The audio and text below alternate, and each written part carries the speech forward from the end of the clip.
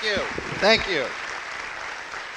All right, a little bit about myself. I have attention deficit disorder, and I'm over 50, so I'm ADD, AARP. Not a good combo to have.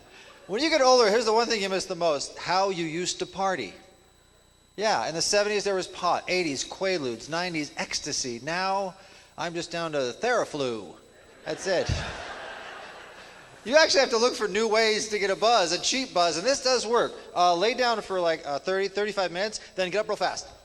Oh. It's a good one. I hate getting older. All my friends my age look great. You know why? They're blurry. That's why. When I go to a massage parlor, a happy ending just means my hip no longer hurts. Oh, great. I'm starting to pee in Morse code. Anyway, oh, that hit home. Wow.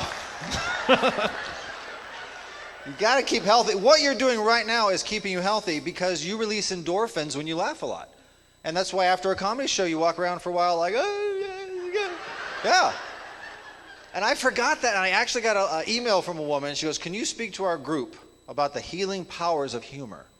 And I had to write her back. I said, I'm not a motivational speaker. I don't know if humor actually heals. And then it hit me. It was 7 years ago. I was at a theater like this, and in the aisle was a woman in a wheelchair, bless her heart, no use of her legs. Well, 20 minutes into my act, she walked out. So, yeah. Felt good. Helping people. But keep young, be silly, act like a kid once in a while. It keeps you young. When was the last time you made a crank call? Right? Well, I still get them. I call them crank calls. They call themselves creditors. But whatever. They don't even know they're making a crank call. But so I figured out a few practical jokes you could do to keep you young. And the reason these work is adults don't expect us to act this way. That's why they work. And the first one is 100% works. Go to a bar sometime with a friend. Look at a stranger across the way. Anytime you have eye contact with a stranger, just take your drink and go, thank you. I got it, thank you. Just to watch their face. What? Oh, it's great if they're with someone. Who's that? I don't know. When I go to a bookstore, I insist on paying the Canadian price. I had a woman at Barnes & Noble. I've never done this before. I'm like, that's all I want. Thank you. Okay. When you go to Starbucks and they go, what's your name? Put it on the cup. What's your name? I always say, put the words, my boyfriend on the cup. They go, oh, that's cute. I do that. But it's a corporate-run place, corporate rules. The guy makes my coffee. He's got to do it. My boyfriend. Latte for my boyfriend. I just sit in the comfy chairs and watch, Is my boyfriend here? Have you ever overheard someone give their name at a coffee shop? This woman in front of me goes, Janet. My name is Janet. Oh, jeez, okay. Janet has her coffee and leaves. I have my coffee and I stay. About an hour goes by. Now I'm walking downtown. I see her walking opposite me, so I had to do it. I had to go, oh, Janet? You know what's funny? No one has ever said to me, I don't know you. They always go, hi. Then you can take it wherever you want. I said, oh my gosh, 8 years ago, did you get in trouble that night? I still have your underwear. I don't think you should. What?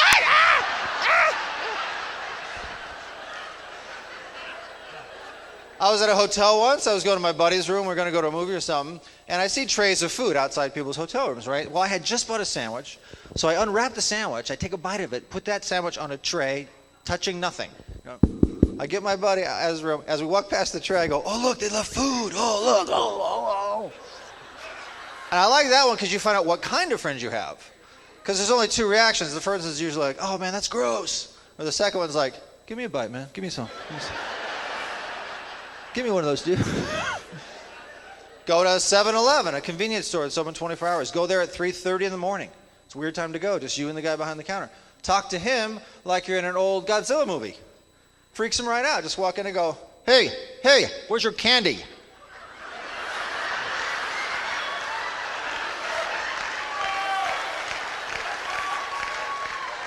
Hey, candy section, a little help, please. Did you guys move it? It was right there yesterday.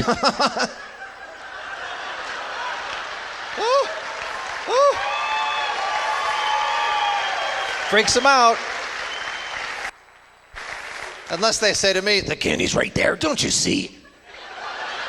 And I'm like, knock it off, man, okay. And tonight you could use this when you leave and you go to your car, your friends are going to their car. As you get further away, talk gibberish to them. See how many times you can make your friends say, what? Oh, it's just stupid, but it's a lot of fun. Later, Bob, good times, man. Hey, Bob, tomorrow you taking Linda with you over to Balkan Silka Rapes? Sorry, what? I'm just making sure tomorrow it's important that you're taking Linda to the Del Oren Pickles route.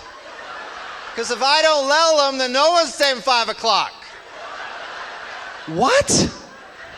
Are you taking Linda to the Pel Ork Melonselm Frilo Mochenix?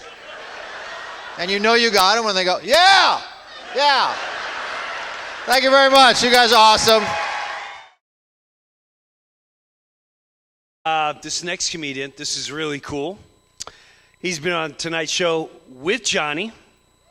That's right. And also on Mad About You. And it was directed by David Steinberg. And all comes in one big circle here tonight. Please welcome Mr. Mark Pitta to the stage. Thank you, Jim. Thank you. Well, I've been doing a lot of traveling. My favorite airline is Virgin America. Have you tried that yet?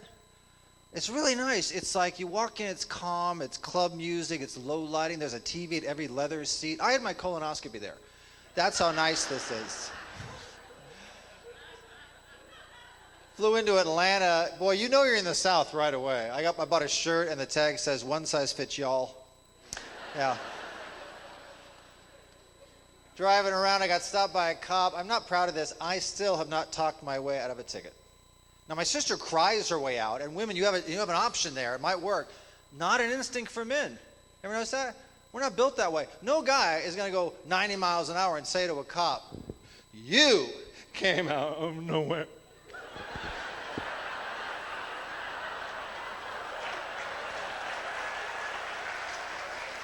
Oh, my gosh. And your car... Did you know your car has lights on it? And I thought it was a spaceship. So can you do me a favor and go away? I don't realize why we don't have the instinct. Movies. When you grow up and you watch these macho actors, we always want to act like them. Whatever generation you are, you identify with a Robert Mitchum or a Steve McQueen or Paul Newman or Russell Crowe or Don Knotts. And that's why you never see guys at a public bar do this with whiskey. Hey, you see that game last night? It was awesome, man.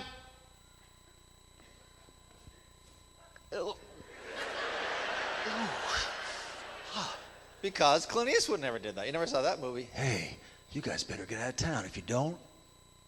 What was that? Oh, I did not order that. At a movie theater, we won't cry at the movie, even if we're affected by it, especially on a date. We want to be the protective one. We want to have that girl's shoulder, or her head on our shoulder. We just want to go, it's okay, honey. They're going to find Nemo. Don't worry, sweetheart. That's okay.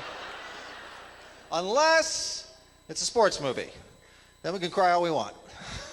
Brian's song was the first one, right? Rudy, of course. Field of Dreams, if you build it, he will come. Who is he? We don't know until the end. It's Kevin Costner's character's father, who's been passed away. And we don't know that until he says, Dad, you want to have a couch?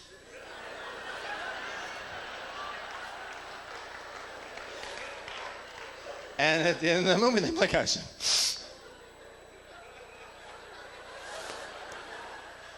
I cry at that, and a couple of episodes of Murder, She Wrote.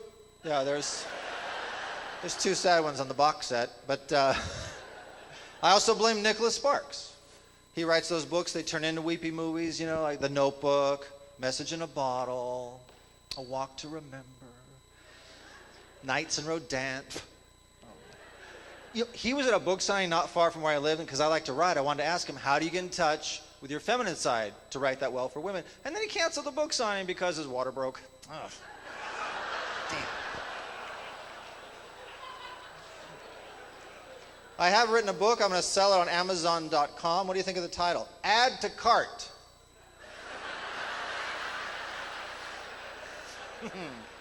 Gonna get me some Ambien purchases, I think, on that one. Well, this time last year, I opened for a musical icon, Tom Jones. Yeah, I used to watch him as a kid. As a kid, I didn't understand the whole thing. Like, why are women going crazy? For those of you who don't know, women would take off their underwear, toss it to him, handkerchiefs. He'd wipe his sweat off and toss it back. He'd sing and kiss them. I saw the light on the night as you stood. I'm like, I gotta meet this guy. So I go backstage afterwards. He comes out of the dressing room, and he's got a low-cut, white ruffled shirt, gold chains, completely tan. I said, hi, Tom, Mark Pitta, the opening act. Just want to say hi, I'm a big fan. And you know what he said to me? He goes, how'd you do? And I went, okay, I get it. All right. Whew. Wow. I get it.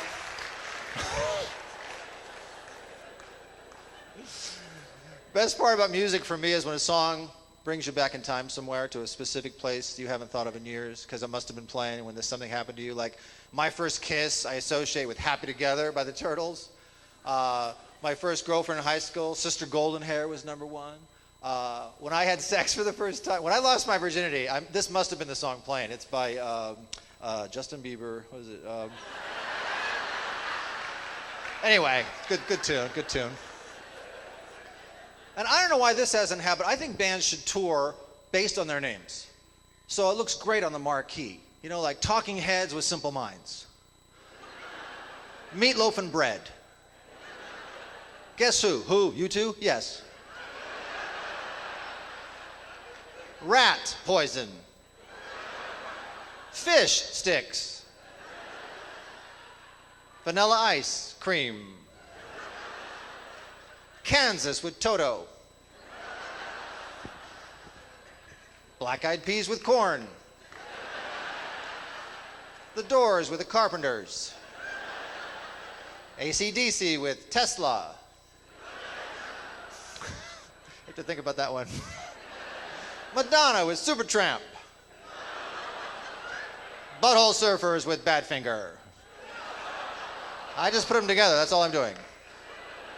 And for the ladies, Climax with The Pretenders.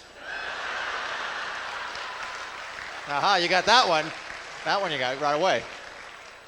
Well, before I go, I want to thank my mom. I thank her on stage because I got my sense of humor from her watching the movie Scarface. This is her reaction. Pacino, top flight of the stairs in the mansion. He's killing people, shooting them. He's getting shot. He falls over. He's in a swimming pool. Blood just floating in this water. They pull back this panoramic shot, and my mom says, oh, that's a lovely house. So thank you, Mom, and thank you. Great times here. Good night.